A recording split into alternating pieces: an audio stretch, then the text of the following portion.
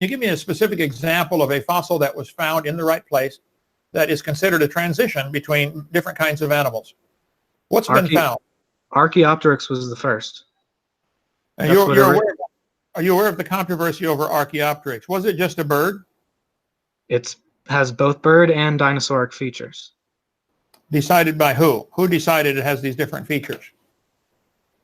It has the same basic bone structure as a bird wing, except unfused finger bones. And it has feathers. And it looks like a bird. And is there a possibility it was a bird? It had wings, it had feathers, it had hollow bones. Could it have been an unusual bird with teeth? There's a Panamanian hummingbird that has teeth in its mouth. Could it be it's just a bird with teeth and that's now gone extinct? How would you know Archaeopteryx was able to produce anything other than a baby Archaeopteryx? Because it's more similar to dinosaurs in its skull structure and its overall body plan. Well, the fact that it has dinosaur-like structures, that's like saying my car has motorcycle-like structures. It has a brake system just like my motorcycle. Oh, therefore they're related.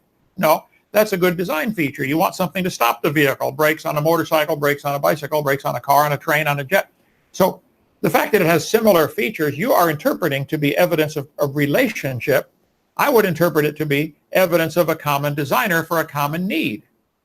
They both needed these features to live their life. We have two eyes, so we get binocular vision.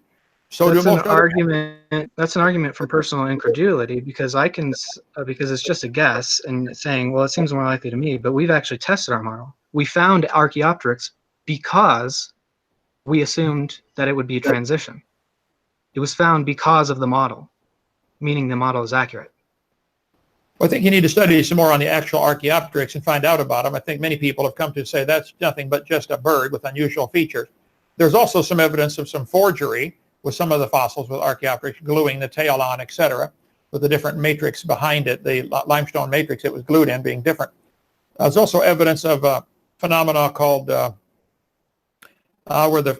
when you pack something between two layers of rock, as it decays, it'll be a capillary action, pulling little filaments out that look like hairs or feathers, when it's actually just capillary action common between two tightly pressed layers of anything.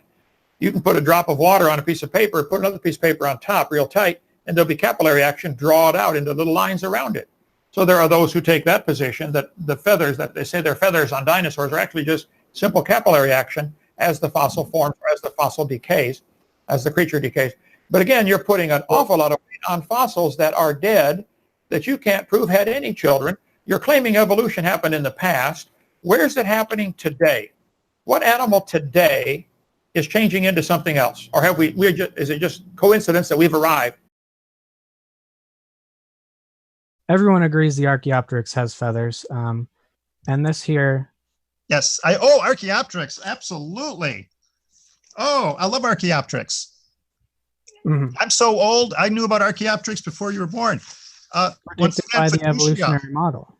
You know what Fiducia calls it, right? I even have slides on it. He calls it a bird, a true bird, a strong flyer.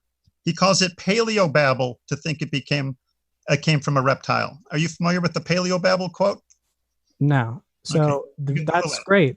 The main point is, if you think that that's a bird, then you already understand how a dinosaur becomes a bird, because that is a dinosaur with feathers. That's not a bird. Okay. Well, I've got slides and quotes of evolutionists who would disagree with you. And yeah, but you know, right? that that's not the evolutionary position, which is why you're debating it right now. Well, doesn't Fiducia have any point? I don't really care. Okay, well, I think you exposed because we all know that evolution says that these are related. Evolution says, that means every single evolutionist? Come on, you know that's what evolution is. Okay. Well, Ellen Fiducia, North Carolina State disagrees with you. I don't think so. There's some debate. There's some debate about exactly what lineage Archaeopteryx is a part of, but there's no debate in evolution whether they're related or not. Okay. There's my Archaeopteryx. I don't know if that's up there, is it? Yep, I see it. Okay. They had very strange traits that birds have today. Stars Olsen, you've heard of him, right? one of the grander hoaxes of it. Are you familiar with Stars Olson? No. Please write it down. He was the Birdman in the United States. Storrs Olson. He called it a hoax, the equivalent of cold fusion. Ellen Fiducia, world expert on birds. They tried to turn Archaeopteryx into a earthbound feathered dinosaur, but it's not. It's a bird, a perching bird. And here's that paleobabble quote. And again, please look it up. No amount of paleobabble is going to change that.